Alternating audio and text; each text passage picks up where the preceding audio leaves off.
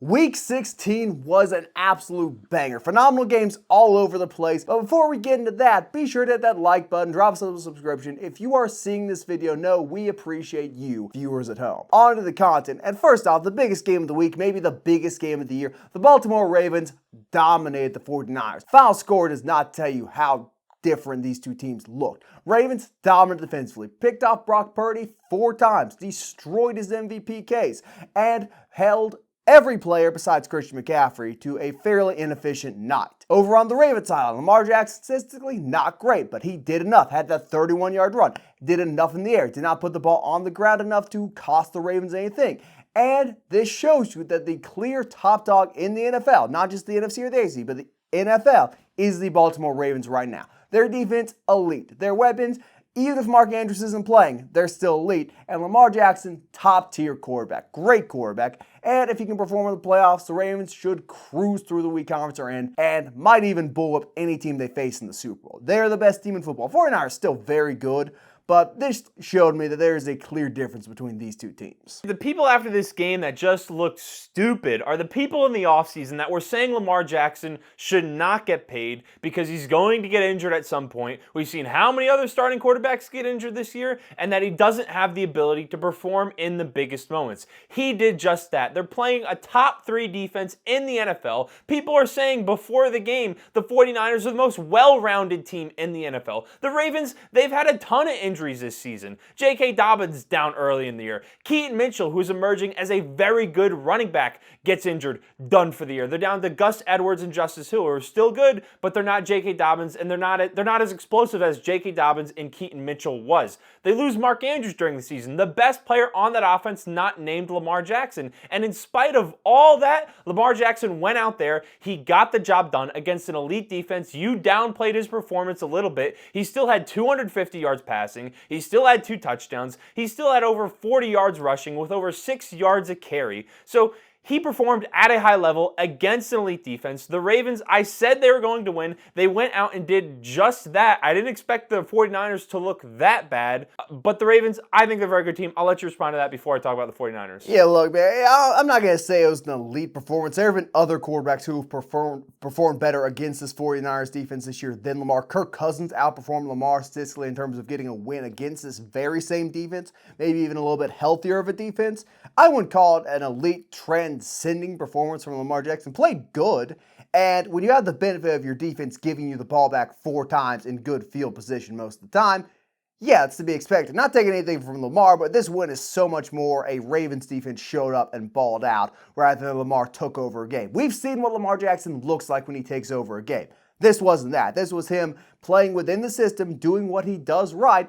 And touching on the Ravens coordinators briefly here, the name is eluding me right now. I should have written it down. But to go from Brock Bowers on Georgia to a stick in the pocket who can't move around that well and is relying on his high-end talent, to go from that to the very next season you are coaching Lamar Jackson, your playbook just opens up. An amazing arm talent and the best runner we've ever seen at the quarterback position. That offensive coordinator, who again I'm sure flashing it up on the screen, I'm going to look like an idiot for not remembering, he is having a very good season and a very good Christmas playing with Lamar. Just the disparity between those two quarterbacks to go from one season to the next is kind of amusing to me. And people said he couldn't throw for 3,000 yards. He's now at 3,300 yards. He's going to finish the season probably around 3,700, 3,800 yards. I think it was 4,000 yards people were saying he couldn't throw for. I mean, 3,000 yards he's thrown for in the past, right? During his MVP season, that's it. I think the 4,000 yards was the number there, but he's definitely been very good through the air. Anyway, on the 49ers side of things, we've seen if everything is not perfect, as good as they are,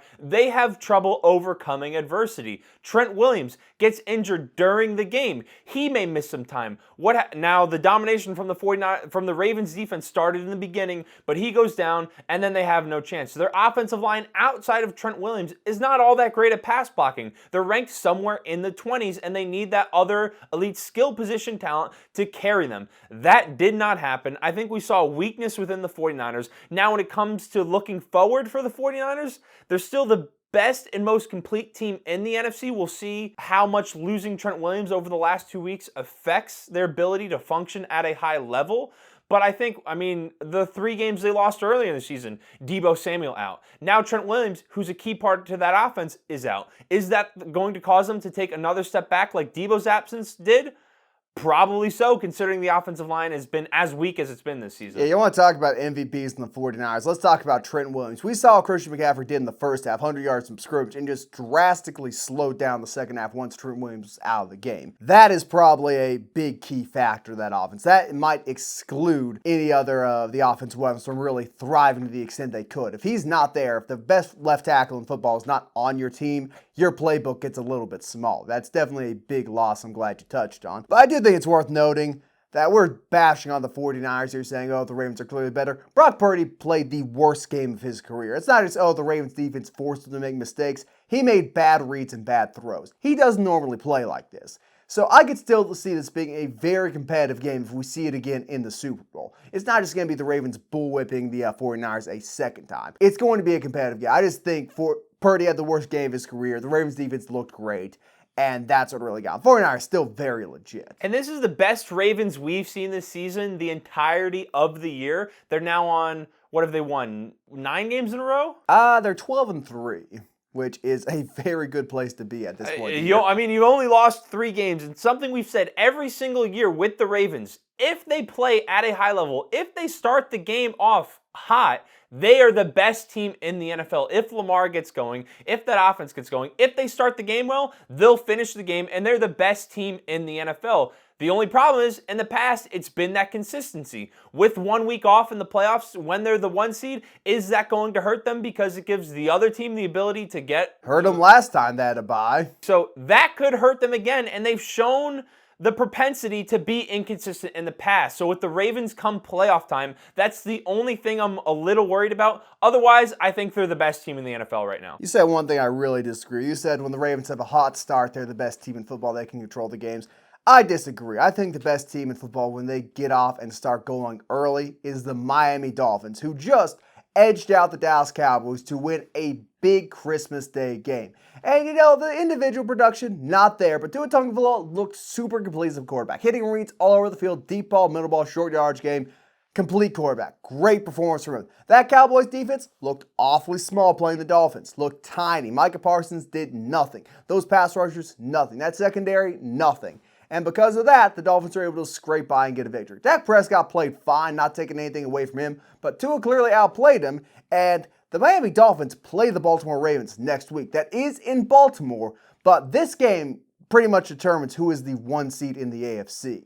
Because the Dolphins win and they win out, which if they beat the Ravens, I don't see why they won. They have a better record and they have the head-to-head tiebreaker. So, very big win for the Dolphins. Not a lot of people expect them to win this game on Christmas. I am so happy with where they are right now, though. Their offense is unrivaled when it gets going. I completely disagree. If you're a Dolphins fan, if you're a Cowboys fan, this game destroys any confidence you have in your team. Because on the Dolphins side of things, you're playing a team at home. Yes, the Cowboys are a good team. Yes, has their defense had great performances this year? Of course. But they're a team that on the road, their offense is not good. On the road, they have a horrible record this season. Their defense is not nearly as good on the road. And the only reason you won this game is because Mike McCarthy, his play calling on the road goes completely out the window. He does a handoff to the fullback, fumbles on the goal line, ruins the momentum for the rest of the game, and you win by 2 points. That is not a good win by any stretch of the imagination. If this game was on the road in Dallas, I think great. You beat a team that's the greatest show on turf when they're playing at home. But this Cowboys team is bad on the road, and you barely beat them. So for the Dolphins, no confidence in them. Doesn't give me any confidence they're going to beat the Ravens. I think the Ravens are going to dog walk them next week. Lamar Jackson is going to put on a masterclass. And then on the Cowboys side of things, it makes you feel even worse about the team. You haven't been able to beat an above 500 team really all season outside of the Eagles. You've been bad on the road all season. And then you have a chance against the Dolphins. You have a chance to set the tone early with an early touchdown and your fullback fumbles, and you fail to win the game. So no confidence in either of these teams moving forward. I think it reasserts some of the doubts we've had about these teams, even through the wins they've had this season, and that's what I came away feeling from this game. You're just a supreme hater. You sat down on Christmas Day with hate in your heart, or Christmas Eve, and said, oh, I'm going to find a way to spin negativity and misinformation about both these teams. Play on the goal line is early in the games. That fullback handoff you keep harping on off does not matter in the grand scheme of things. The Cowboys had other opportunities to win that game and failed. The Dolphins had other opportunities to lose that game and did not let up.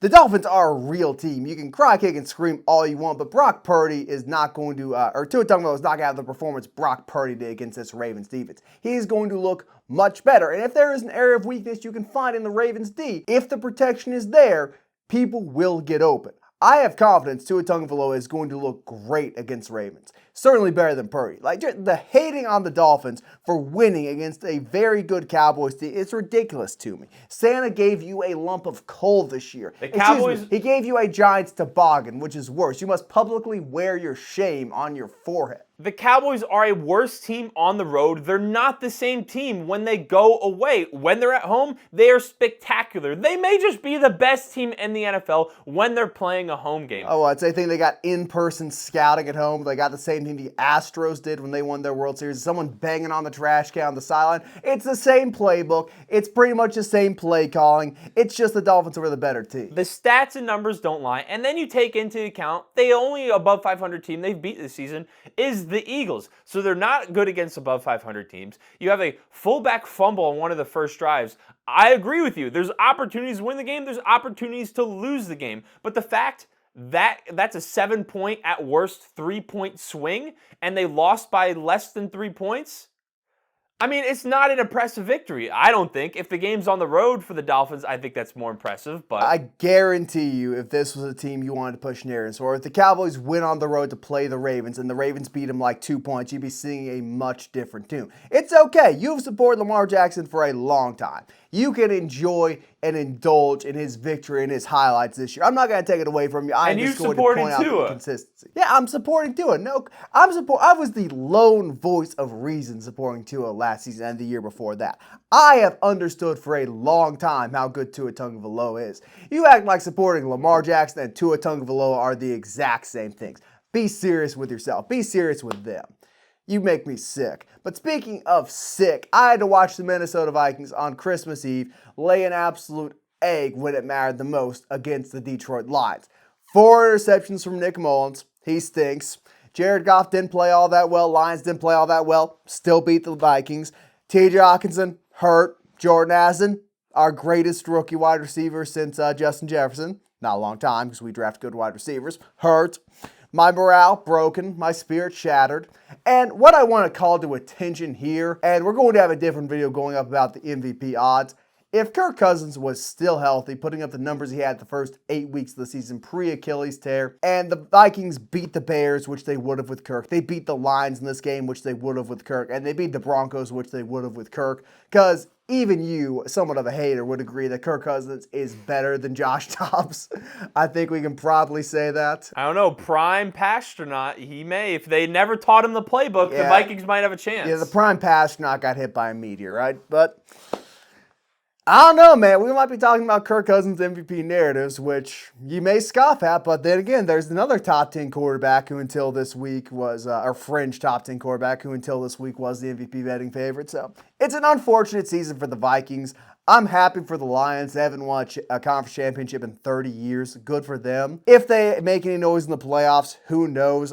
We are going to get into the bad habit of talking about the playoffs like it's some 7-game series. The best team loses all the time in the playoffs. The Lions could get hot, could win games at home, and could surprise a lot of people. It's not a far-fetched scenario that they somehow sneak into the Super Bowl. But I'm happy for the Lions. Vikings stink. We got eliminated. Merry Christmas. Well, the Lions, they're one of the teams I have some confidence in the NFC. A lot of those teams have major flaws, whether it's the Eagles and the NFC in general. I could see any of the wild card teams get hot in the playoffs. I could see the Bucks get hot, make a playoff run. I could see who's another wild card team. The Rams conceivably could get hot, but the problem with them and the Seahawks, they have bad offensive line play, and I think a good pass rush will eat both those teams alive, which the 49ers, Cowboys, and to some extent the Eagles have. Like, the Buccaneers could get hot, but the other two I'm very unsold on. Point is, I could see it happening. I wouldn't be shocked if that's what we saw when we're in January heading towards the NFC Championship and towards the Super Bowl. In the Lions, if the 49ers somehow drop another game and they can sneak into the 1 seed, then maybe we're looking at the Lions being Super Bowl favorites playing at home in a dome. It is conceivable. Strange times. If they have to go on the road and are not playing in the dome, there's a good chance they're not going to the Super Bowl. You have put a funny scenario in my head. The Buccaneers somehow get hot in the playoffs with Baker Mayfield. Tom Brady is going to get a ridiculous amount of slander. Like, do you imagine Baker Mayfield took this team to the Super Bowl narratives when Tom Brady got blasted in the wild card last year? The table has been set. The question is, does Baker cook? Anyway, continue with what you were saying. The 2023 Vikings just seem to be cursed at this point. I mean, Justin Jefferson, when he's injured, you have Jordan Addison, you have TJ Hawkinson healthy. Justin Jefferson gets back. You think they've been plucky good at points with whoever they've thrown out there. And Josh Dobbs throws him a hospital pass and he's gone for another week. And you throw whoever out there at quarterback. Now Justin Jefferson healthy, he's playing for the team, but then Jordan Addison and TJ Hawkinson get hurt. So this team has been plagued by injuries all year long. It's as good as they've been at points. It has inhibited them from developing any type of consistency on offense, even at the running back position. I mean, Cam Akers goes down, Madison has been injured, Ty Chandler I think has now asserted himself as the starter now, but that position's been all over the place. This might actually be a good thing in the grand scheme of things, because if Brian Flores' defenses keep getting lit up these final 2 weeks, he's less likely to get a head coaching job. And dear God, if he leaves, the Vikings defense is so cooked. If he doesn't, they might be Super Bowl contenders next year. But with no Brian Flores, like, I'm looking at the silver lining thing. They're going to get a better draft pick, and Brian Flores might have to stay. If Brian Flores leaves to be a head coach, it's never been more over. Maybe they trade for Fields. And speaking of over, how about those New York Giants? Those New York football Giants. Well, they're up. America's team. With Tommy DeVito, an egregious racial stereotype who won them 3 games and took the Giants squarely out of contention to get a top draft pick. You could have had Marvin Harrison. You conceivably could have had Drake May if you kept losing those games. But no, Tommy DeVito with his stupid agent and his stupid Italian family. We here at Dick Minnick love Italians. It's just his family specifically. I love his family. His stupid family with their tailgates and their parms. You were celebrating, doing backflips, thinking you had the franchise quarterback of the future. And oh, look who it is, Tyrod Taylor. Welcome to the second half, because Tommy DeVito stinks and gets benched. The Giants are a comedy franchise. If it weren't for the 2 Super Bowls they've won in our lifetime, I'd say they were a poverty franchise. But right now, the jokes, they're just writing themselves here. The Giants have destroyed their future this season, and simultaneously, they've taken themselves out of contention for being a good team in the moment. It's great. It's good. Merry Christmas to you, Well, Tristan. may I remind you that they've won 4 Super Bowls, not in our lifetime, yeah, but over the course I don't of their care about organization. Super Bowls, which you have to watch via VHS tape. I don't give a crap about the 1985 Bears. They're still a poverty franchise. I mean, are we serious here? 2 is greater than 0. Let me know when the Vikings win one. Again, I'm saying that's why they're not a poverty franchise. They're a banter franchise. On the draft pick side of things, they're at the 5th overall pick. If the Patriots get another win, they play the Jets. That is very conceivable. They'll sneak up to the 4th overall pick. So it's not like their draft pick has been completely destroyed. And I want to address more the Eagles, because they have been the drum we have been beating for the past few weeks, and this has just reasserted the Eagles' mediocrity in many ways, and that their elite talent just carries them through these games, because schematically and as a team, they're not very good. You let the Giants with Tyrod Taylor and Tommy DeVito almost win. They put up 25 points on you late in the game. You have the ability to shut them out, and you let a Darius Slayton 60-yard touchdown put the Giants back into the game, and you give them a chance. You let the Giants then drive down the field and get in Hail Mary range to potentially win the game. That is pathetic. I have basically no faith in the Eagles to beat a real team in the playoffs. I think the Cowboys, Now, it may be a little... If it's a home game for the Cowboys, they'll win. If they got to go to Philly, they're screwed. Even if they go to Philly, they almost beat them in Philly. The Eagles do not have a good defense. Their defense it's pathetic. The Buccaneers, they could cook the Eagles. Any team that makes the playoff can cook the Eagles because of how bad that Eagles defense is. You know what the Eagles need to do, and they won't do because they don't have the stones. They made this guy their franchise player, their mascot to a certain extent. They should bench Jalen Hurts next week and give Marcus Mariota some run. They should make it abundantly clear that accountability starts at the most important position on the field. Because Jalen Hurts has played horribly for his standards. He must be better. And all these comments in the media, I think our team's missing something. We're not complete. We're not playing right. We don't have a unified force here. Well, congratulations, Jalen. You're the one who's in charge of unifying them, and you have failed. Enjoy the Hawaiian sensation Marcus Mariota. Against who do the Eagles play next week? I don't know, but they played Giants the last week. Maybe bench, I don't know. I would seriously, though, consider benching Jalen Hurts for a week. Not to say, Marcus Mariota is better, but to send a clear message that no one is immune from getting benched. That this is still a football team.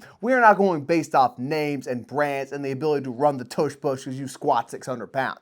We are going off accountability. We are going off who is going to win us games. And we are going off the idea that no one is exempt from punishment. That is how the Eagles can fix all this. Sirianni doesn't have the stones to do that. He's a coward. He's a fraud. He's a glorified cheerleader. He wakes up every day wishing he was as good at Dan Campbell's job as Dan Campbell is. Is it Dan Campbell wannabe? He is a Dan Campbell wannabe. If he was Dan Campbell, the Eagles would be undefeated. I'll be honest with you. Dan Campbell is the GOAT motivator. Doesn't call offense, doesn't call defense, but God, he will get them boys fired up. Ooh. Even thinking about Dan Campbell gets me going a little bit. Oh, man. Ooh. I don't agree with benching Jalen Hurts. Yeah, because you're a coward, too. I'm not a coward. You are a slave to Mr. Perfect's narratives. I'm not going to go ahead and propagate those ridiculous narratives. That might be a TikTok this week. That could be a banger TikTok this week, actually. Bench him for Marcus We need Mariota. to bench Jalen Hurts. Maybe that'll be the promo for this video. No. It needs its own individual TikTok. We need to show footage of that one dude going to Target and setting up his tripod. Jalen Hurts, enjoy Target this week. I need to check the Eagles' schedule. If they play a real team, they cannot bench Jalen Hurts. Well, Matt Patricia, that switch to him clearly hasn't been helping things on defense. I mean, we're bashing the Eagles. They actually won this game. And I'm going to add a topic on the fly, which you're not ready for. A team which was in the Super Bowl last year who lost this week, who embarrassed themselves, who is not getting nearly enough flack, is the Kansas City Chiefs. Every part of the offense is broken, besides, of course, giving the ball to Isaiah Pacheco. And, look, Isaiah Pacheco is now dealing with injury. The Chiefs are cooked. They are going to have to play road playoff games. They conceivably, it is still mathematically possible that they lose their division. If they lose out and the Raiders win out, the Raiders will win the division over them. We have never been able to say this before about the Chiefs this late in the season. They just don't look good. Mahomes doesn't look good. He was an MVP last year. Looks like the 7th, 8th best quarterback in football this year. Some of that's on the wide receivers. A lot of that's on the wide receivers. But Kelsey hasn't been good.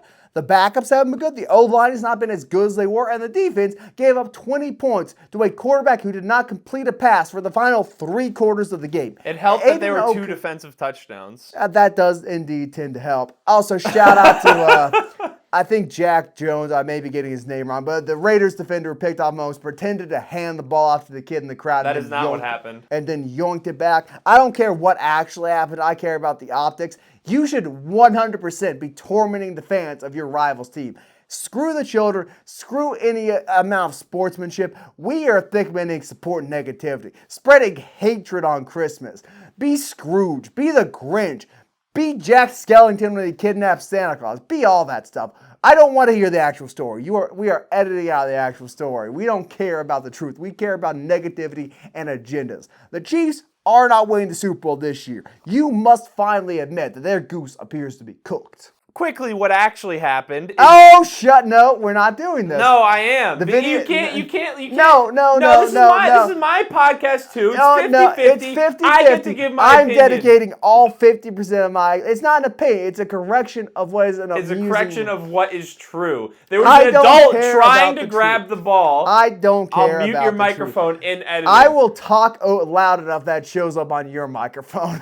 What actually happened is an adult was trying to grab the ball, and he didn't want the adult to get it because he was handing it to the kid. That's what happened. He verified that story on Twitter. We don't need to propagate these ridiculous narratives about Jack Jones. We trust the Twitter account of a man who brought multiple firearms to an airport and robbed a Panda Express. You can see it on the video. You see the adult reach over the kids and then pull it away from him. You are doing PR work for a felon. Anyway, what happened to Shane? When it comes to the Chiefs, we have seen this in the past. The New England Patriots, during Tom Brady's 2-decade reign, there were years where you're like, oh, the Patriots, they're finally not going to be all that great. Look, they're struggling on offense here. Look, the defense isn't that great there. And then what do you know? Next thing, they win a close game in the first round of the playoffs. They win a close game in the second round. And then they're in the AFC Championship. Then they're in the Super Bowl. That has the potential to happen for the Chiefs this year. Now, I'm not going to deny it. I've been saying it for weeks that the Chiefs are a complete mess on the offensive side of the ball. Travis Kelce hasn't been as good as he's been in the past. Granted, 34 years old, greatest 34-year-old tight end season ever. Being distracted by Taylor Swift. When you really take a look at things, Rashee Rice has been solid as a rookie, but in totality, the Chiefs' offense hasn't been as good. But all I'm saying is there's a lot of teams that are a mess in the AFC. The Browns, they're riding hot with Joe Flacco right now, but it's not inconceivable they have a bad game in the playoffs against the Chiefs. Name any other AFC. The Bills, it's not inconceivable. I mean, Kadarius Toney lines up on sides. The Chiefs win that game a couple weeks ago. So all I'm saying is, yes, the Chiefs have been bad. Yes, I've said it in the past, the Chiefs' offense has been bad. But we've seen this in the past with Tom Brady and the Patriots. They're not great. At points in the season, they don't look all that good. Yes, this loss is really bad. Yes, it is pathetic. But come playoff time, next thing you know, they're in the AFC Championship or they win a playoff game at least. That's all I'm saying. I didn't realize my co-host was Nick Wright. I was unfamiliar with the Chiefs apologist sitting next to me. My apologies to the viewers at home. Just say it's over, man. It has never been more over. It's not over. It's the fat over. lady has not sung. She'll be singing soon. She'll be singing soon. What was the final topic we wanted to talk about? It, in fact, is inconceivable that the Browns have a bad playoff game with Joe Flacco. Have you not paid attention? Have you not read the history? Were you not alive in 2012? Do you not know the type of man Joe Flacco is? He is Eli Manning, but in the AFC. If you get this dude in the playoffs with an elite defense, with the weapons the Browns have, with that offensive line, he's cooking everybody. He's clutch. He's got a bigger arm than 99% of quarterbacks. And, oh man, he hits his reads on time. The magic isn't over. The magic is just starting. Even if he flounders these final 2 weeks, I don't care. The Browns are going to the playoffs this year. And with we know they're going to the playoffs.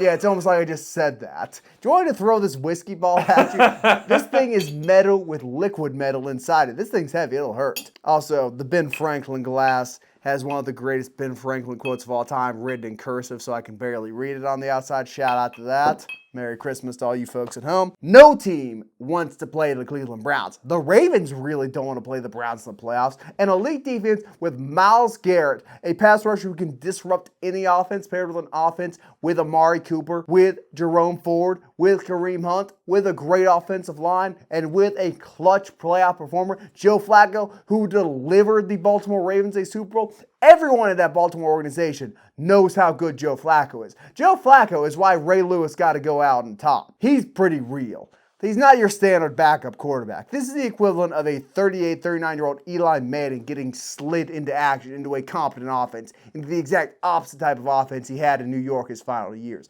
The magic is back. The magic touch has been placed upon Joe. I wouldn't want to face him in the playoffs. The Browns are a scary, scary team, much scarier than with Mr. Cosby at quarterback. I'm glad you said that because I was going to make an analogy similar to that, but I wasn't going to bring it up because I thought you'd make fun of me for it, if I'm being honest, and I wanted to get this point across. This is what you get when you have a very well-coached team. I think at this point it has been proven that Kevin Stefanski knows what he's doing offensively, schematically. If he gets a quarterback in there that will follow his play calling, that will follow his vision, and when you put a veteran quarterback in there who has seen everything, he's seen every defense you can possibly throw at him. He's played on great teams, he's played on bad teams. Joe Flacco, still also physically capable, has a a good arm. I mean, there's the play where he's getting hit from behind, falling down, throws the ball 20 yards down the field to Amari Cooper. He still has the physical talent to get it done. And when you're a veteran guy like someone like Eli Manning, if he was on a better team near the end of his career, or Joe Flacco now, when you have offensive weapons, you have a good offensive line, you have a good coach, you have an elite defense, you can beat anyone in the NFL. So from that standpoint, the Browns are very good. With Deshaun Watson, they didn't have that consistency in the passing game. Never had a 300-yard game. Now Joe Flacco is churning out 300-yard games every single week. Making it look easy. It's not difficult 300 yards either. It's not a 60 pass dips. He is throwing an efficient 300 yards. And he's a gunslinger. The only problem that comes with gunslingers is that he turns the ball over. He did still have 2 interceptions, which aren't great. You don't like to see them, but veteran quarterback in a good system with weapons, it could give other teams problems come playoff time. Problems. It could give other teams nightmares come playoff times. Imagine you're Lamar Jackson the night before you play the Cleveland Browns, and you know you're going to have to be facing an elite defense. You know Myles Garrett's going to be getting home every single play unless you devote 2-3 people to block him. And you know that Joe Flacco, when push comes to shove, when pressure is on him, is a true gunslinger. That is a good word you brought. Something these modern quarterbacks don't have anymore. They will not stay into the pocket and get absolutely crushed to deliver a beautiful deep ball. Brett Favre, Tom Brady, Peyton Manning, they get sustained hits and still deliver the ball in time. These newfangled youngsters, they're running around, their lower body mobility, I hate that stuff. Give me a pocket passer. Give me a man who can stand up to the pass rush in the playoffs. Joe Flacco is not afraid of anything the Ravens, the 49ers, the Chiefs. He's not scared of anything they can throw at him. You know, I'm going to say it now. They don't deserve it because they signed Deshaun Watson to a 5-year fully guaranteed contract. The Cleveland Browns should be Super Bowl favorites. They're beating the Ravens the last week of the season. They're winning out, and Joe Flacco is going to... They don't play the Ravens. They don't play who they play? Steelers? The Ravens play the Dolphins and the Steelers. But I think the Cleveland Browns are going to be a big problem for any team, including the Baltimore Ravens, they face come playoff time. Anyway, that has been our podcast. We greatly appreciate you folks at home. If you're still here, hit the like button, hit subscribe. And as a special gift to you, I got this book for Christmas. I'm going to be reading off some fun facts for the viewers at home. And if you're still listening, you can finally see what my eyes look like. Anyway, Shaquille O'Neal, one of the greatest centers in basketball history, only made 1 3-pointer in his career, and that was with the Orlando Magic. An impressive shot nonetheless. The majority of the human brain is fat, not used for storage space. And finally, the Empire State Building has its own zip code. And here's a little twofer for you. That zip code is 10118. And it can grow as many as 12 inches in the summer due to the expansion of metal. Enjoy those fun facts, have a happy holiday season, and we will see you on the next episode.